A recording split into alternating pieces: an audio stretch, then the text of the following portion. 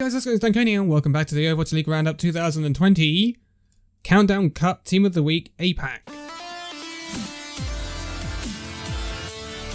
So, as we always do with these tournaments, we're splitting it up between North America and the APAC region. We will take a look at the North American Team of the Week a little bit later on today. We're going to start off with the APAC region though.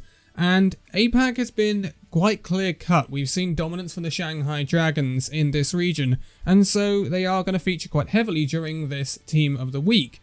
But that's not to say that we're not going to see other players from other teams, because, let's be honest, there's been some standout players in other teams as well. So without delay, let's get into this, and first we're going to look at our main support. Generally, they've been playing the Lucio or the Brigitte, but we've also seen some double flex supports, with some teams opting to play sometimes the Ana Bap or the Ana Zen or the Zen Bap, which has been actually quite interesting. There's been a lot of variety in the support roles this week, but actually the supports are a lot tougher in the NA region than they are in this region, in my opinion. For the main support, I'm going to go for Mika of the Hangzhou Spark. I think Mika's been steadily improving since coming into the Spark. I think he's been very consistent during this tournament, despite, you know, the heavy loss against the Shanghai Dragons. I mean, you can't complain about that. But I think his ults have been on point. I think he's protected his backline very well when playing that Lucio or the Brigitte. And I think he's been, I don't want to say a little bit better than Li Jaegon, because I think Li Jaegon is better in other situations, but sometimes Li Jaegon can go a little bit too aggressive for Shanghai. Generally, Shanghai don't get punished for it, because they're very good at cleaning up fights anyway. But I think Mika slightly a little bit more passive than a player like Li Jaegon this week, and I think it's really paid dividends for the Hangzhou Spark. And I think Mika has been a very massive part of Hangzhou Spark's run to the final. Now, obviously, it didn't work out in the final, but they're up against a team with incredible caliber. Now, I am going to give this to Mika. I mean, there's honorable mentions like Li Jaegon, but I think overall Mika's been more consistent and caught out a little less than Li Jaegon does, and you kind of live or die by the Li Jaegon with his aggressiveness at times. It can be absolutely massive and pop off, or it can be a little rough and he can get caught out. Mika, I think, has been incredibly consistent and I think deserves this spot. But in the flex support role, we are going to go to Shanghai because I'm going to give it to Luffy. Now, Luffy has come in the past 2 weeks instead of Izayaki. We've seen a lot of Izayaki from Shanghai Dragons this year, and Izayaki has had his ups and his downs. We're not going to lie about that. He's had some questionable ults. I remember when Shanghai played London Spitfire, when London Spitfire took them to 5 maps, Izayaki's transcendences were a bit odd, I'm not going to lie. But Luffy has come in, and Shanghai seemed to be stronger with Luffy in the lineup. I think Luffy is more reliable than Izayaki. I think he takes less risks. I think his ult usage is better, and I think he gets caught out less than Izayaki does. I think Izayaki is much more of a risk taker, much more of a similar to Li Jaegon in some respects, where you live by the Izayaki and you die by the Izayaki.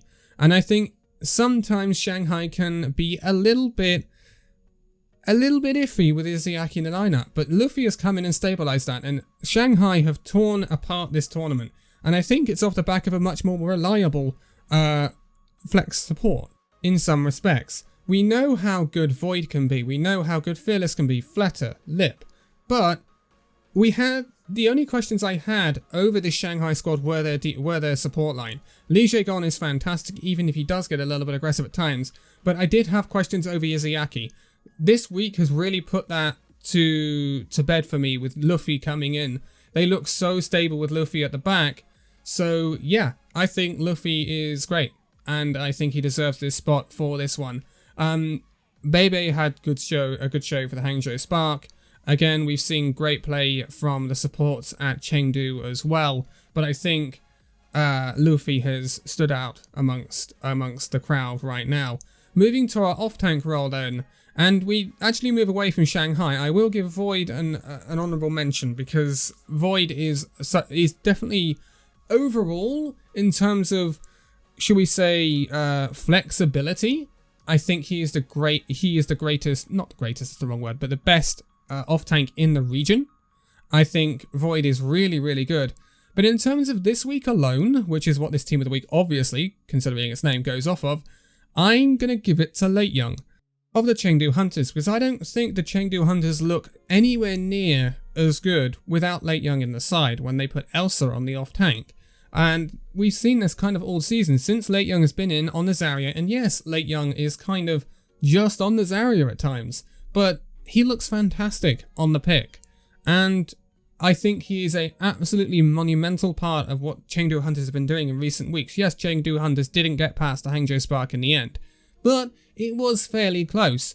I think Late Young really did go toe-to-toe with QOQ, and I think he's been fantastic. So I think Late Young deserves this. His bubble usage is great. He's always high charge in that Zarya. His grab usage is very good as well, and I think he deserves a spot.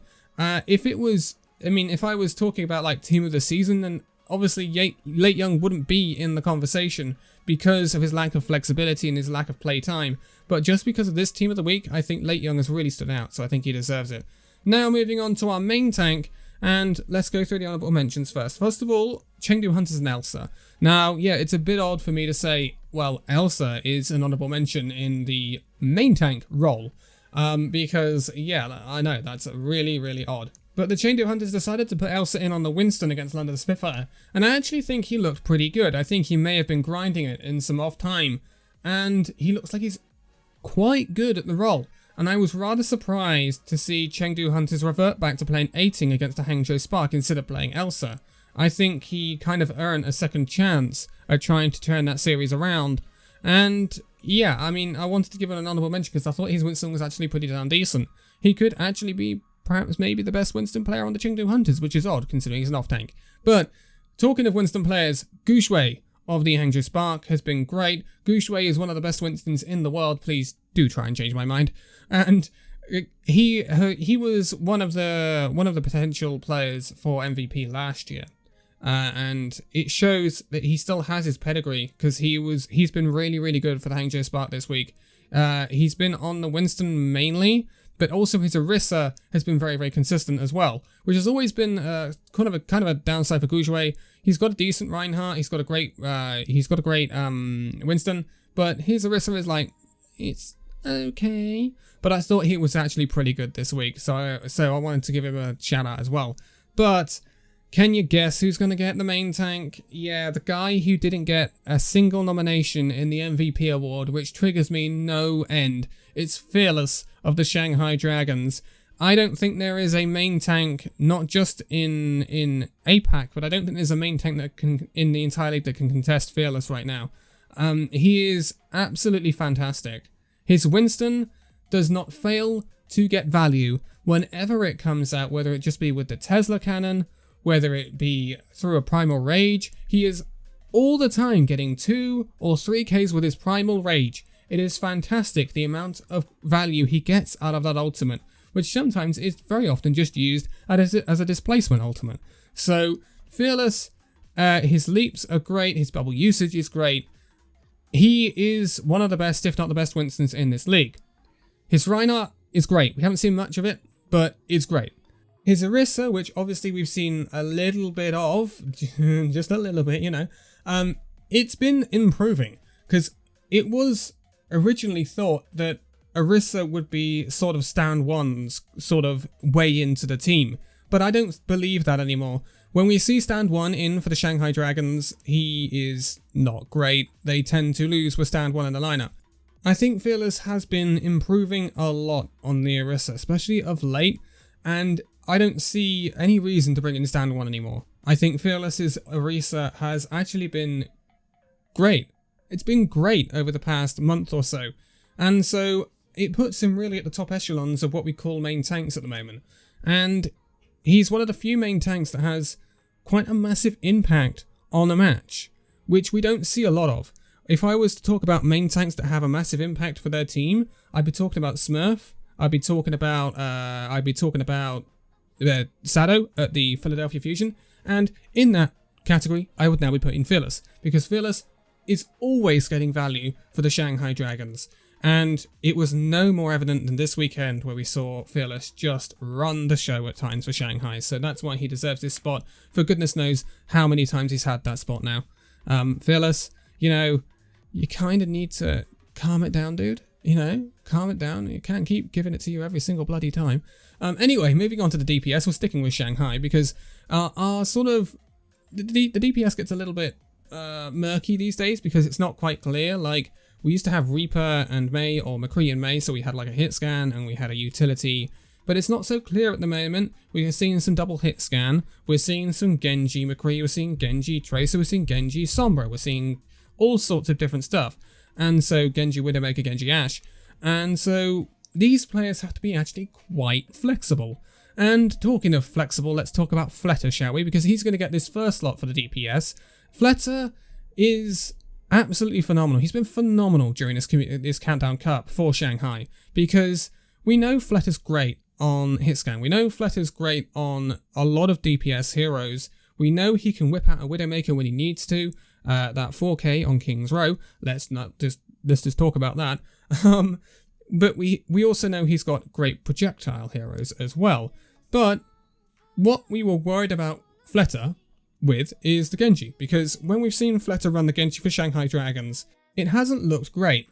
So we've wanted to see an improvement for that, but Shanghai kind of moved down the route of playing Tracer Sombra and kind of avoiding playing the Genji altogether. And that was kind of worrying, because in the playoffs, someone might see that and say, right, this is an exploit where we could get past the Shanghai Dragons here. And it was up to the Shanghai Dragons to sort of seal this hole in their comp. What do we see this week? Well, we saw the Shanghai Dragons take on the New York Excelsior in the semi-final, and Fletter ran the Genji. And it was fantastic. This is the best Genji play I have seen from Fletter. He absolutely served up Haxel on a bloomin' plate. He was by far better in that match than Haxel. And we're talking about a player, Haxel, who is known for heroes like the Doomfist and the Genji. He is an absolute household name on those heroes. Fletter comes in and absolutely wipes him off the planet. Fletter was fantastic against New York Excelsior on that Genji, and it is massive to see that Fletter has massively improved on Genji, because that will be so pivotal for Shanghai Dragons to do well come the end of the season. Let's be honest, they're going to be in the playoffs. They are probably going to be one of the top two teams coming out of the APAC region. So it's going to be pivotal for them to be able to play all the comps. And with Fletter improving so much on the Genji, this is going to make it massive for Shanghai. Because right now, I don't see a comp that this team cannot play. Whereas I see other teams that may struggle on certain comps. I see San Francisco Shock. Sometimes they look a little bit iffy on the Genji. I see Philadelphia Fusion. Sometimes they look a little bit iffy on some things. But with the Shanghai Dragons, with this sort of Genji hole plugged, I don't see a weakness. I don't see a weakness in this team anymore. With the Izuyaki hole plugged, with the Genji hole plugged, this team is fantastic. And it's credit to Fletter for stepping up and improving his Genji from what we saw earlier in the season. Now, Shanghai are not reliant on the Sombra. They can play Genji Sombra. They can play Tracer Sombra, they can play Genji Tracer, they can play Genji Widow, they can play Genji Ashe, they can play whatever they need to. Because Fletter is that good and he can flex to so many different heroes, and I'm sure Seoul Dynasty are really kicking themselves right now for letting him go. He is really having a rejuvenation, a rebirth in some respects. This is the Fletter we saw years ago now, and there's a reason he is one of the favourites for MVP. That's all we can say. But the last DPS slot, I'm going to give an honourable mention to Lip, because it's not Lip. Lip has been fantastic for Shanghai in recent weeks. I think he was a little bit overshadowed by Fletter this weekend, which is unfortunate. Fletter really just went massive this weekend, so kind of overshadowed Lip a little bit. But Lip is incredibly consistent for the Shanghai Dragons, and I think he is a great partner. There's a great partnership between Lip and Fletter at the Shanghai Dragons now, and I don't see a reason why anyone will be able to outdo that or anyone would want to change it. for anything else that Shanghai Dragons have in the bank. I think Lip has been fantastic. He's great at getting picks. He's great on the Sombra if he needs it. Again, incredibly flexible like Fletter, but he can also match people when it needs to be the Widow or it needs to be the Ashe. Lip's Ashe is actually pretty darn nasty, and there's no reason for anyone else to come in now, so I think Lip has been fantastic, but I'm not going to give it to Lip because there's someone who stood out a little bit more for me, and it is Architect at the Hangzhou Spark. So Architect, again, one of those players that can play the Tracer, can play the Genji, can play whatever you need him to play, and generally he just pops off on it. And in recent weeks, prior to this Countdown Cup, when Hangzhou Spark hadn't done so well, Architect had not been popping off like he was. He had a very good first game for the Hangzhou Spark, and then everything sort of tailed off. But this Countdown Cup, Architect came alive, and he was carrying matches for this Hangzhou Spark squad. He looked like the god tier DPS that he was, and he sure as hell is making the San Francisco Shock regret letting him go now, because he's looking great on the Genji.